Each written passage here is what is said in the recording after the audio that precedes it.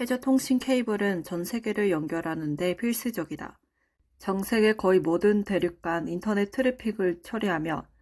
디지털 통신 인프라의 중추로 이메일, 화상통화, 라이브 스트리밍 및 개인 메시징 서비스와 같은 일상 활동을 가능하게 할 뿐만 아니라 세계 경제에서 근본적인 역할을 한다. 보고서에 따르면 해저 케이블의 주요 영향은 설치 중 서식지 중단이다. 일반적으로 규모가 작고 수명이 짧으며 생물 다양성에 대한 장기적 영향이 미미하나 산호초와 해초와 같은 민감한 서식지의 경우 영향이 다양할 수 있으며 지역 조건에 따라 피해가 발생할 수 있다. 해저 케이블은 극한의 기상 현상, 지진 및 화산 폭발을 감지할 수 있다.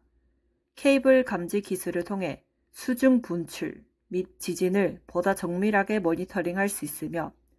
전 세계 해안 지역 사회의 저기 경보 시스템을 지원할 수 있다. 이 보고서의 주요 목적은 해저 케이블이 해양 생물 다양성에 미치는 잠재적인 글로벌 압력과 영향을 결정하고 부정적인 영향을 완화할 수 있는 잠재적 기회를 식별하는 것이다.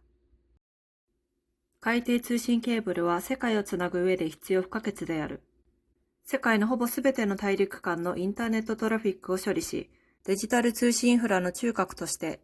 メール、オンライン通話、ライブストリーミング配信、メッセージサービスのように日常を可能にするだけではなく、世界経済においても根本的な役割を果たす。報告書によると、海底テーブルの主な影響は、設置中の生息地の分断化である。一般的に規模が小さいかつ寿命が短く、生物多様性に関する定期的な影響はわずかではあるが、サンゴ礁や海藻のようにナイーブな生息地の場合、影響が多岐にわたる可能性があり、地域条件によってもダメージを受ける。海底ケーブルは極寒の気象現象、地震及び火山爆発などを感知することができる。